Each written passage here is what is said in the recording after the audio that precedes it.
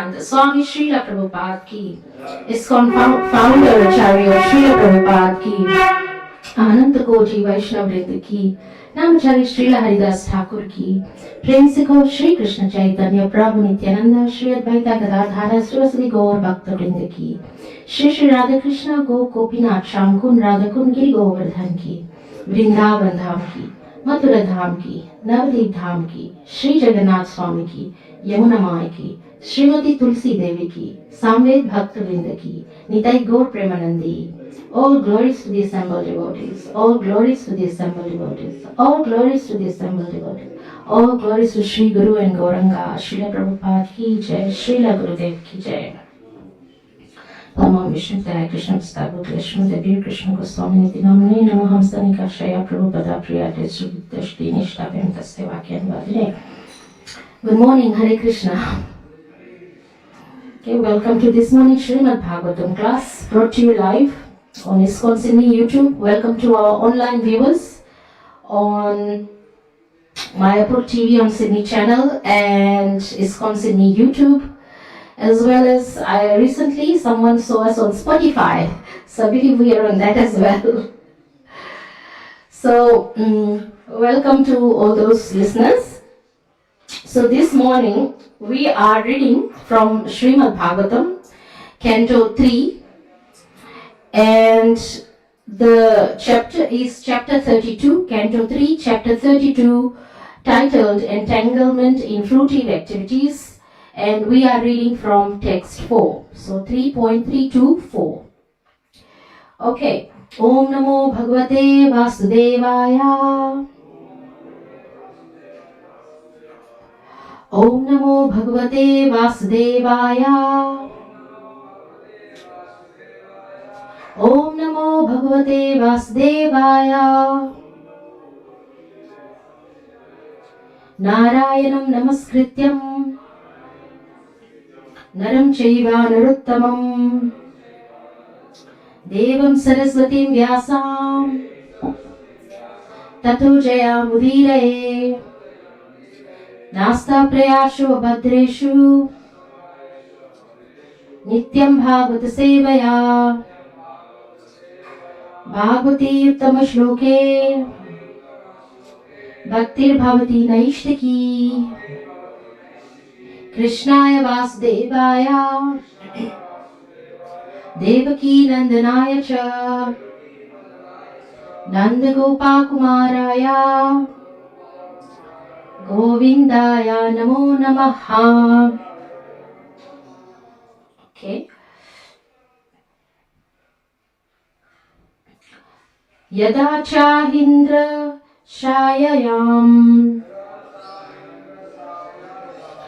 Shete Nanta Shano Harihi Tada Lokalayam Yanti Ta ete graha medhinam Yada Chahindra Shayayam Shayayam Shete Nanta Shano Hari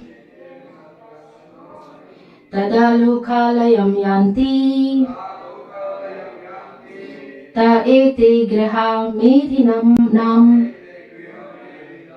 Yada Chahindra Shayayam Shete Nanta Shano Hari Tada Lokalayam Yanti Ta ete graha medhinam.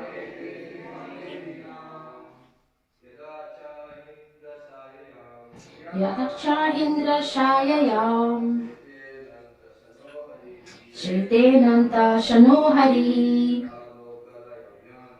Tada Lokalayam Yanti Ta ete graha medhinam. Yada Chahindra Shayayam Shete Nanta Shano Hari Tada Lokalayam Yanti Ete Griha Medhinam. Yada Indriya Shayayam Shretenanta Shano Hari Tadalukalanti Taete Grihamedina.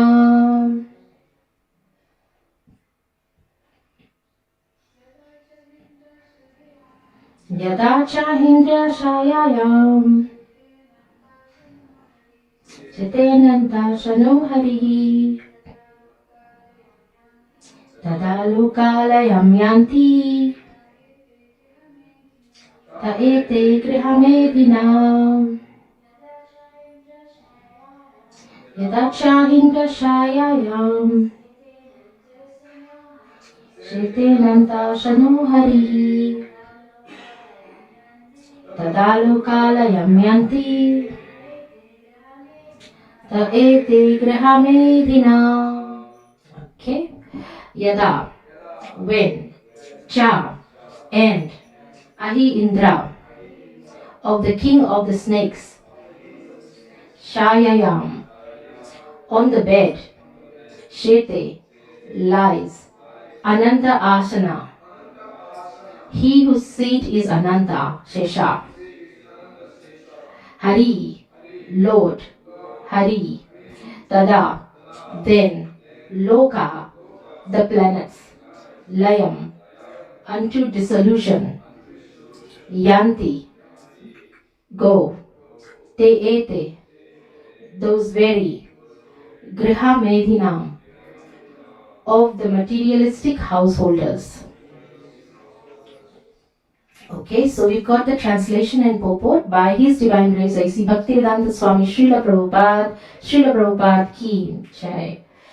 So, translation of what we just recited, all the planets of the material persons, including all the heavenly planets, such as the moon, are vanquished when the Supreme Personality of Godhead, Hari, goes to his bed of serpents, which is known as Ananta Shesha. So we can all repeat, all the planets of the materialistic persons, including all the heavenly planets, such as the moon, are vanquished when the Supreme Personality of Godhead, Hari, goes to his bed of serpents, which is known as Ananta Shesha. Can you just imagine? Who can picture this? Lord Krishna on a bed of snakes. Can you even imagine one snake? Lord Krishna is lying in a bed of snakes in Ananta Shesha. So, actually, my Guru Maharaj says when we sing the Jai Radha Madhav in the mornings, actually so does Srila Prabhupada, he's just repeating the message of Srila Prabhupada, that when we recite the Jai Radha Madhav, we should picture in our minds Lord Krishna in Vrajadham, surrounded by gopis and gopas and cows and lakes and swans and flowers, and he's sitting with Radharani in a bed of a throne with jewels encrusted everywhere in a Vrindavan Dham. So whenever we recite the Jai Radha Madhav, we try to imagine. It's a beautiful picture. I don't think I've been there yet. I'm not sure if any one of you have been there yet. But something for our imagination in our mind when we sing Jai Radha Madhav. So this morning when I was reading the translation, just trying to imagine Lord Hari in a bed of snakes. I'm scared of snakes. But this snake we cannot be scared of. But what a picture that would be to see Lord Hari lying in a bed of snakes. So the purport, the materially attached are very eager to promote themselves to heavenly planets such as the moon. There are many heavenly planets to which they aspire just to achieve more and more material happiness by getting a long duration of life and the paraphernalia for sense enjoyment. But the attached persons do not know that even if one goes to the highest planet, Brahmaloka, destruction exists there also. In Bhagavad Gita, the Lord says that one can even go to the Brahma Lok, but still he will find the pangs of birth, death, disease and old age. Yeah, there is old age even in Brahmalok. Only by approaching the Lord's abode, the Vaikuntha Lok, does one not take birth again in this material world. The Grihamedis or materialistic persons, however, do not like to use this advantage. They would prefer to transmigrate perpetually from one body to another, from one planet to another. They do not want the eternal blissful little life in knowledge in the kingdom of God. There are two kinds of dissolutions. One dissolution takes place at the end of the life of Brahma. At that time, all planetary systems, including the heavenly systems, are dissolved in water and enter into the body of Garbhodaya Vishnu, who lies in Garbhodaka ocean on the bed of serpents called Shesha. In the other dissolution, which we don't discuss often, in the other dissolution which occurs at the end of Brahma's day, all the lower planetary systems are destroyed. All the lower planetary systems are destroyed. When Lord Brahma rises after his night, these lower planetary systems are again created. The statement in Bhagavad Gita that persons who worship the demigods have lost their intelligence. Wow. Have lost their intelligence and is confirmed in this verse. These less intelligent persons do not know that even if they are promoted to the highly heavenly planets, at the time of dissolution, they themselves, the demigods, and all their planets will be annihilated. Annihilated means destroyed.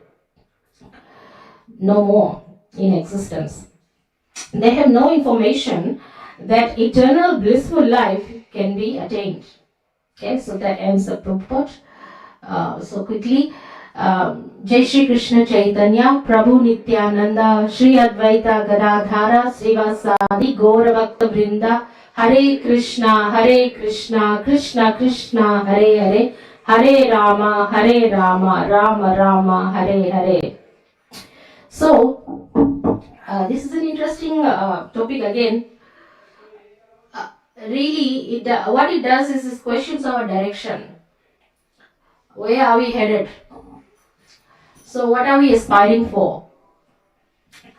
Who knows what we are, do you know? Who knows where they are headed? What direction you are headed?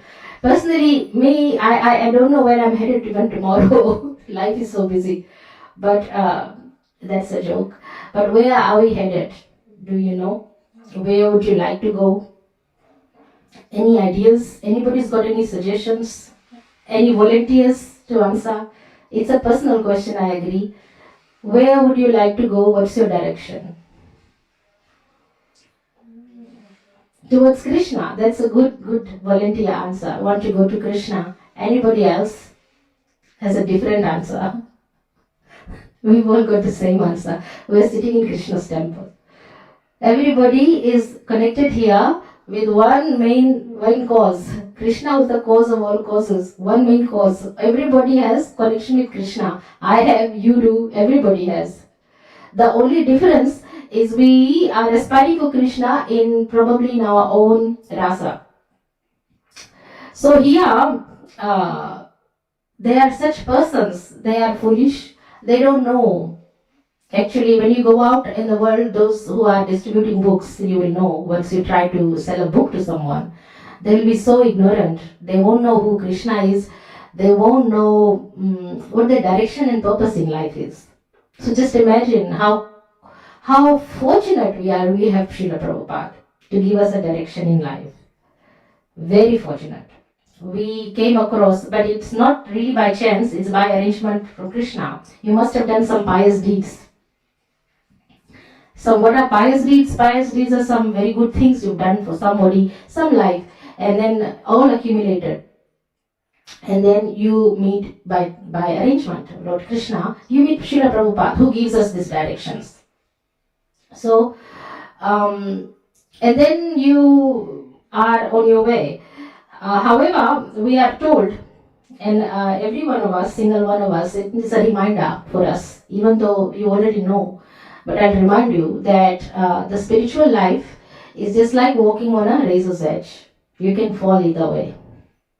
So maybe I'll do a question and answer session. What is the thing that will make you fall the other way? I mean, one way is Krishna's way. What is the main thing that you are initiated, you are Brahmin, or you are practicing Krishna conscious? What is the thing that will make you fall the other side? Hmm? Correct. Vaishnava Aparadh. That's the highest one. Vaishnava Aparadh. That's the one. So we have to, at every stage, be very careful. We don't offend Vaishnavas. That one may be practicing, but just and love Krishna a lot. We go to that altar every day and say, "Dear Krishna, I love you very much.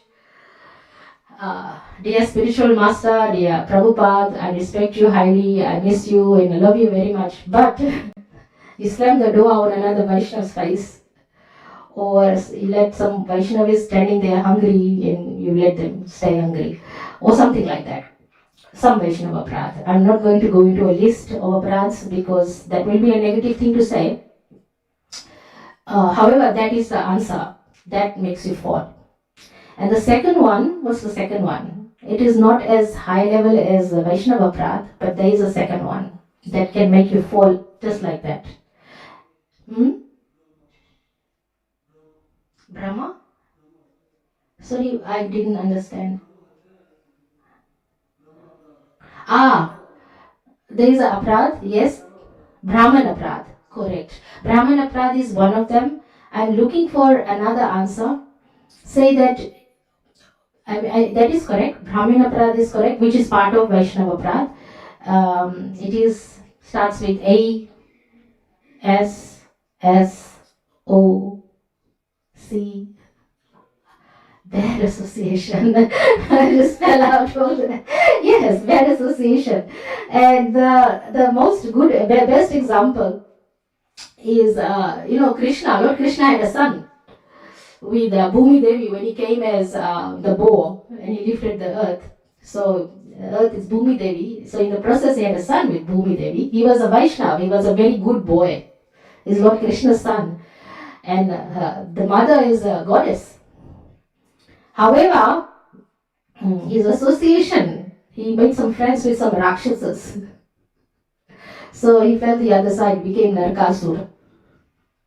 So we could become very highly learned devotees, but we fall in the bad association, and that can make us fall. So this class wasn't meant to tell us what's going to make you fall, but rather this class was meant to make you understand how to rise. So the positive side of that association is getting good association. And we discussed in the last class what was the rapid cause. If somebody wants to rapidly advance in the spiritual life, what do they have to do? Rapid advancement, warp speed.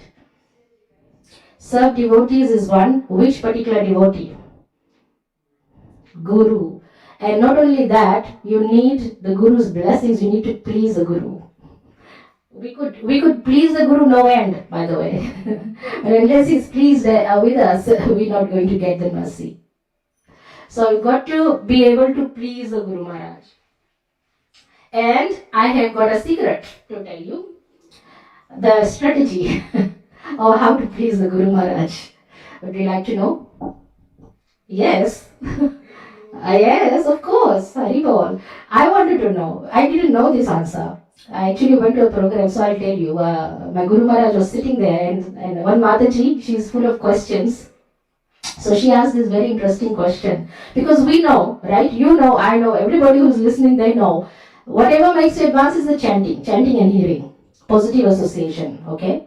But her question was, what makes us chant purely? So my obvious answer, which I tell in this class all the time, chant without offenses. And my Guru Maharaj said, that's one of it, but it's a negative way of putting it. How about that? So then he said, in your mind, what is pure chanting? So I'll put that question to you. What is pure chanting? Anybody has any answers for that? This is becoming like a question and answer class. Yes, Prabhu. Hmm?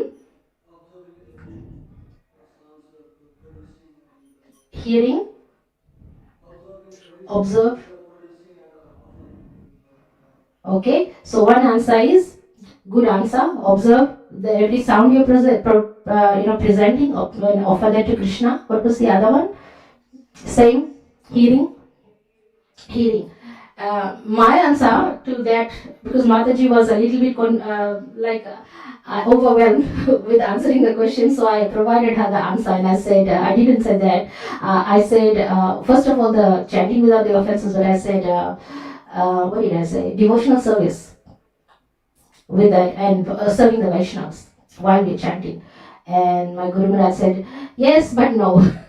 No, no, no. So when your mind, what is pure chanting? Didn't know. I should have gone back to the class where he gave and he said, well, the main reason he's doing his service is to please Srila Prabhupada. Right? Our gurus, anybody's guru. They are pleasing Srila Prabhupada, they're Prabhupada's disciples. They're following instructions. So the same lines follow in our chanting too, pure chanting. What is the reason for your chanting? Pure chanting. Pure chanting. For those who want to advance rapidly, pure chanting, the reason is you want to please a Vaishnava, your spiritual master. But ultimately you are chanting to please Krishna, and that's pure chanting. Did you know that? That's the secret. I could not have figured it out.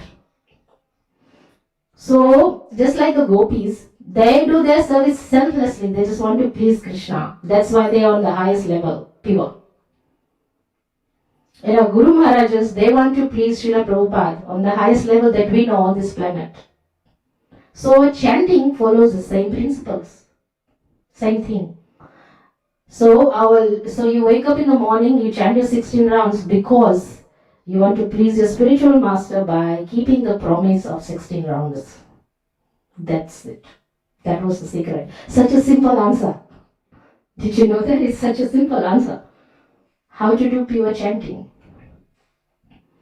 So the desire has to be there that you feel these great emotions of love for your spiritual master or Krishna, that you're willing to do the 16 rounds just to please them. So there was a time when there was Balaram Ashtami and we didn't know, I was somewhere very far and I didn't know what to offer to Lord Balaram. And I thought, what gift should I give him? So I chanted 16 rounds and I said, okay, Lord Balaram, I could not give you anything on your appearance day, so let me give you my chanting. 16 rounds to please Lord Balaram. And that day I had a dream that Lord Balaram's voice said, that's the best gift, the most precious gift you could have given me. So that's just a indication how pleased Krishna is if you chant for him. So we did that last night, and it was quite a nice kirtan last night. But then I also made a point in that same class in question answer to my Guru Maharaj. I said, if pleasing Guru or pleasing Krishna is a most pure form of chanting, then how about when we chant for someone who's in hospital? Like we did, dedicated our chanting to His Holiness Jayapataka Swami Maharaj. So how about that? Is that not pure chanting? What's your answer? Yes? No? Yes. Why? Because chanting for a devotee is pleasing Krishna. Still pleases Krishna. So chanting for a Vaishnava or someone is in hospital, you selflessly chant, that pleases Krishna. Anyway, so that is pure chanting. So whoever chanted with their hearts last night for the well-being of Jayapataka Swami would have pleased Krishna. Technically speaking, I'm just sort of looking at the definitions of it. Whoever didn't chant from the heart, they still get the benefit, obviously. But whoever chanted from their heart, for the well-being of a Vaishnava, would have pleased Krishna. So, coming back, I have some notes from a previous class which I wanted to, we've got about 15 minutes. What is it that stops us from understanding these things? So, you are distributing a book. So, some practical example, you are distributing a book or you are preaching to someone, and what stops them from understanding these things that we just discussed? What is it? Yes, ignorance. Envy of Krishna. Correct. In chapter 7 of the Bhagavad Gita, Krishna reveals to Arjun that I'm giving you this confidential knowledge because you are free from envy. That's why you can understand it. The Bhagavad Gita is there for everyone to read. If you have envy in your heart, nothing doing. It won't be effective. So no envy, free from envy, ignorance. But it's basically the nature of the living entity. We have some defects. Our defects are our most biggest, that's the biggest obstacle. Our defects. What are the 4 defects? I've written it down. 1. Yes, mistakes. Propensity to make mistakes. We are in illusion. We have a propensity to cheat. And imperfect senses. So, our worst enemy is actually ourselves. It's ourselves. So, we have those 4 defects, and those people whom we are trying to preach to, we are trying to sell a book to, or we're trying to at least impart the knowledge of Krishna, we're trying to get them to chant, they don't respond, they don't understand because of those 4 defects.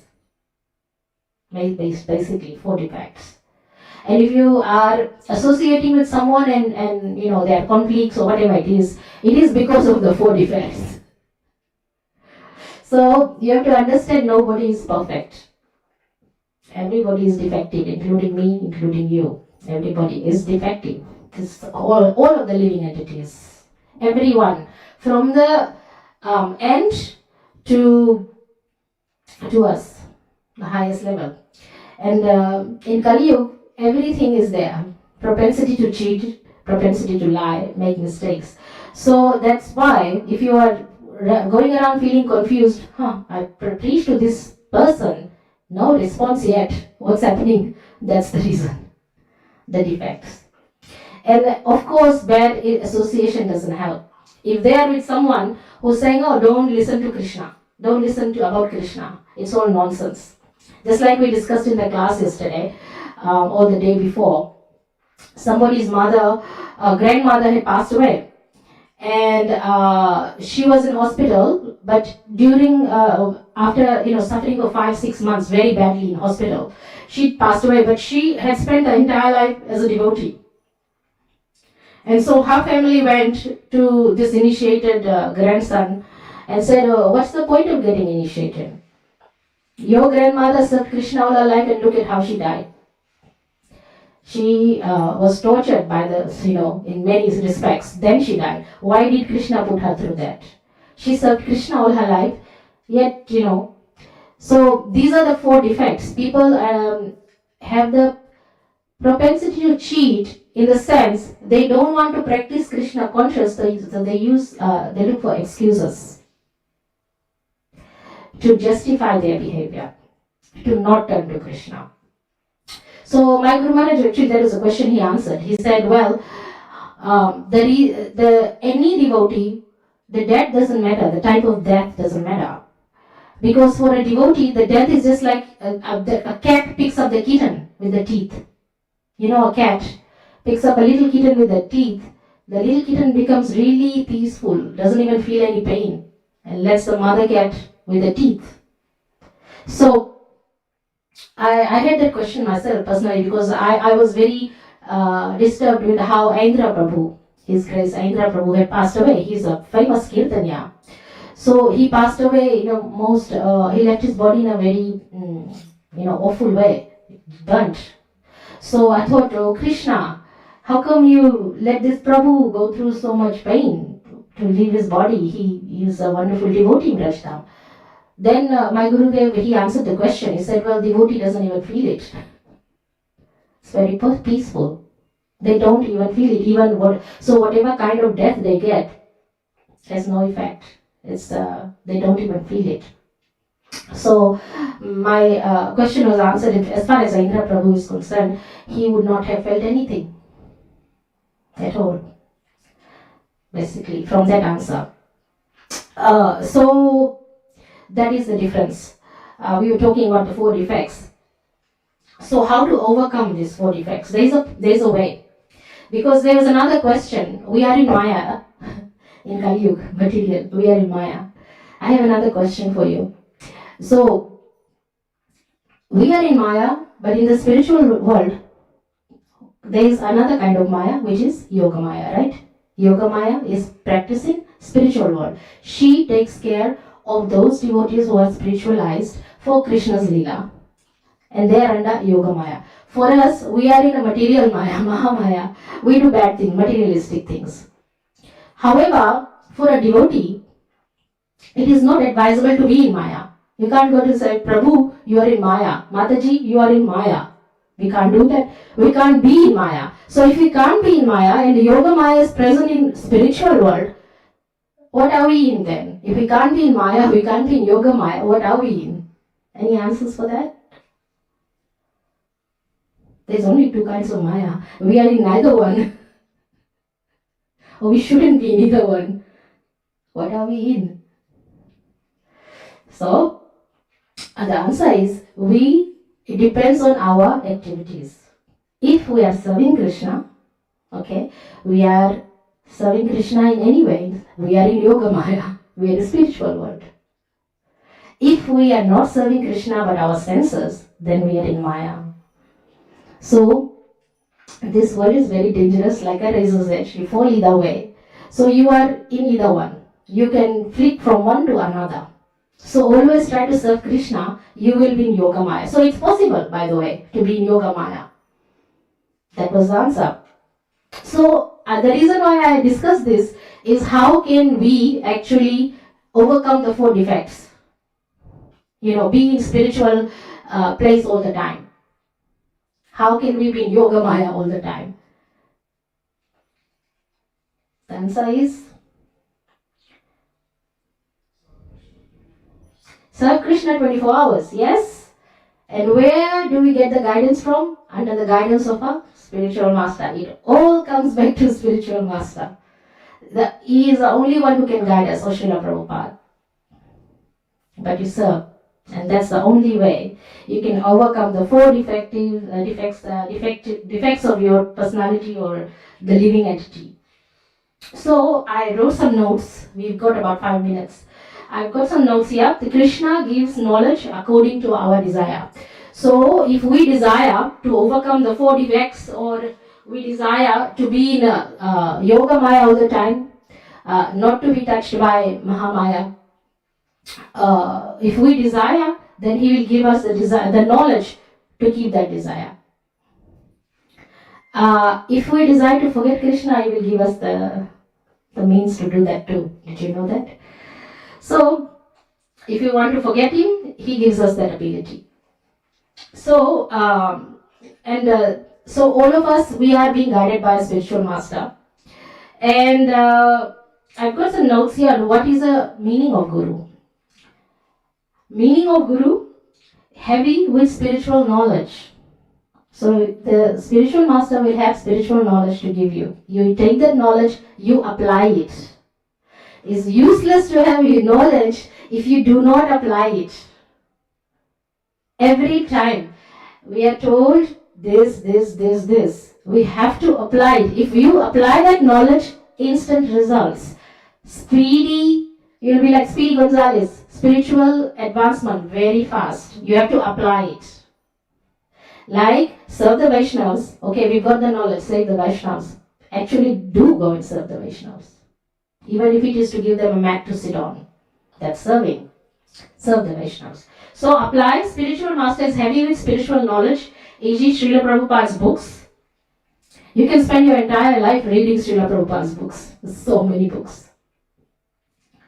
A spiritual master or guru practices his spiritual knowledge. In other words, you practice what you preach, which we just discussed. Actually do it. And Guru means a teacher. He's a teacher, he teaches you. One who cuts through illusion, because we are under illusion, the four defects. So we are talking about how to get over the four defects. So a guru cuts through illusion with a chainsaw of transcendental knowledge. So the guru has a chainsaw. It will cut the illusion with transcendental knowledge. So every time it comes back to the spiritual master. You need the spiritual master to get over the four defects. You need a spiritual master to be in Yoga Maya all the time, not Mahamaya. You always need one. So that's why we try to, whoever we preach to, say, take shelter with the Srila Prabhupada. Take shelter with Srila Prabhupada, read his books. Even if it is reading one book, one paragraph at night, it will still help you. You will never know when that knowledge is going to bite you and help you. Because you need it at a time that you needed it the most. So, that knowledge from the spiritual master, transcendental knowledge. And so one of the best example is Bhaktisiddhanta Saraswati Thakur. He was known as a lion guru. He was able to cut through illusion just by his knowledge, spiritual knowledge, just like that, displayed many, many times. So, and a spiritual master, a guru, means he sets good example and is bona fide. That comes from disciplic succession. And he says, he doesn't say, do as I say, don't do as I do. It's not good. In other words, I can tell you, chant Prabhu, pure chanting. Okay, please Krishna, but I myself don't do it. So that's not good. It's not a good example. But our spiritual master, he does what he says. That's a guru. So we have to choose our guru carefully. And a guru is a representative of Krishna. He's in the disciplic succession. He's a perfect devotee. But did you know something? The spiritual master is not just a perfect devotee. He's also a perfect disciple. He's also a perfect disciple. So these are some of the things. But I wanted to say this because it is, we cannot stress enough actually. How to overcome these things so that you don't get annihilated. According to the shlok that we read, even Brahma has a limited span of life. And just by listening, because my Guru Maharaj had visited, so I listened to some of his classes. And one of his classes, he mentioned, Brahma's life is just like our life, except that, we have 100 years span, hopefully, if we make it 100 years, in our fast track, motion. Except Brahma's life, 100 years, is sort of dragged so many years, but still he lives 100 years of his time. And he still dies at the end. He still faces death, even Brahma. So what does he do? He chants Hare Krishna. From Brahma to us, we all chant Hare Krishna. We all take shelter with the Guru. We all try to practice bhakti. And we all try to balance ourselves so that we don't fall on the other side of the razor's edge.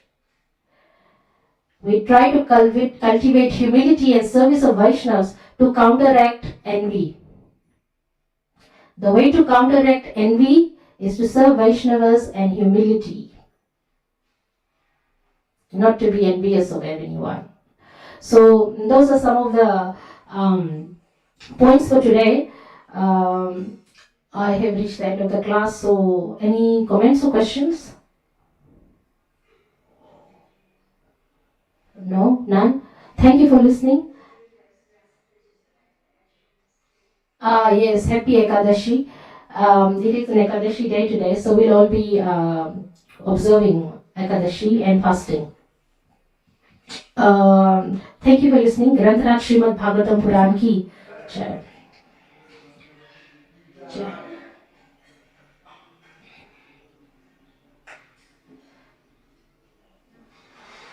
I know, I didn't want to mention that because they're not in Krishna Maharaj.